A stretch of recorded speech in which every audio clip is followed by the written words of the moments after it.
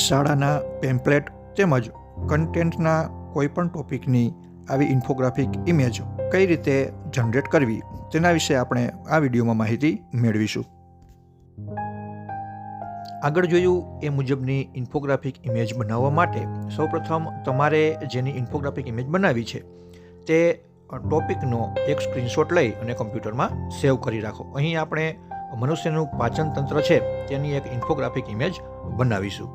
તો સૌપ્રથમ ગૂગલના home page પર આવી અહીં જમણી બાજુ ઉપર મેનુ બારમાં ટચ કરતાં નીચે ગૂગલ એપ ઓપન થશે. તેમાં સૌથી નીચે નોટબુક LM પર ક્લિક કરો.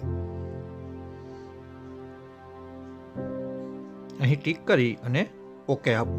ત્યારબાદ સૌપ્રથમ સેટિંગમાં જઈ તમે જે લેંગ્વેજમાં આઉટપુટ લેવા માગો છો તે લેંગ્વેજ સિલેક્ટ કરી રાખવી. બાય ડિફોલ્ટ અહીં અંગ્રેજી ભાષા હશે, આપણે તેમાંથી ગુજરાતી ભાષા સિલેક્ટ કરી અને ઓકે આપવું.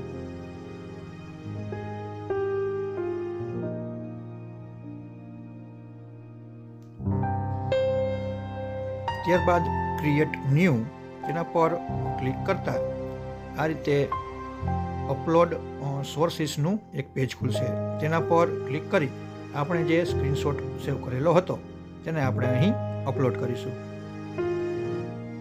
અપલોડ થયેલ ફાઇલનો ડેટા 10 થી 15 સેકન્ડની અંદર અહીં હોમ પેજ પર આપણને જોવા મળશે. ત્યારબાદ અહીં ઇન્ફોગ્રાફિક જે મેનુમાં લખેલું છે તેના એડિટ બટન પર ક્લિક કરી અહીંથી ઓરિએન્ટેશન આપણે આપણી જરૂરિયાત મુજબ સિલેક્ટ કરી શકીએ છીએ. અહીં આપણે પોર્ટ્રેટ રાખીશું તો જે ઇમેજ છે તે ઊભી જનરેટ થશે. લેન્ડસ્કેપ રાખીશું તો તે આડી ઇમેજ જનરેટ થશે. અહીં જનરેટ પર ક્લિક કરશો એટલે જનરેટિંગ પ્રોસેસ તમે અહીં જોઈ શકો છો. થોડી જ વારમાં આપણી ઇન્ફોગ્રાફિક ઇમેજ તૈયાર થઈ જશે. અહીં પ્રોસેસ પૂરી થતાં તેના પર ક્લિક કરશો એટલે ફૂલ HDમાં આપણી ઇન્ફોગ્રાફિક ઇમેજ છે તે જનરેટ થઈ જશે.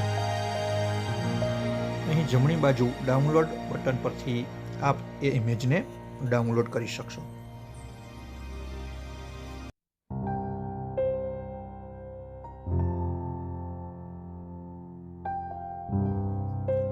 આપ અહીં જોઈ શકો છો જનરેટ થયેલ ઇન્ફોગ્રાફિક ઇમેજ.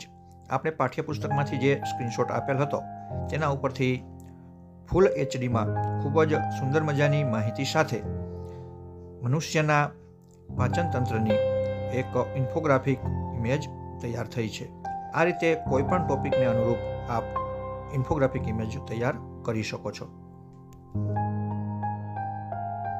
કન્ટેન્ટની સાથે સાથે નાના બાળકો જે વાર્તાની રચના કરે છે તેને પણ આપણે ચિત્રાત્મક સ્વરૂપે આ રીતે ઇન્ફોગ્રાફિક ઇમેજના સ્વરૂપમાં જનરેટ કરી અને બાળકોને બતાવી શકીએ છીએ.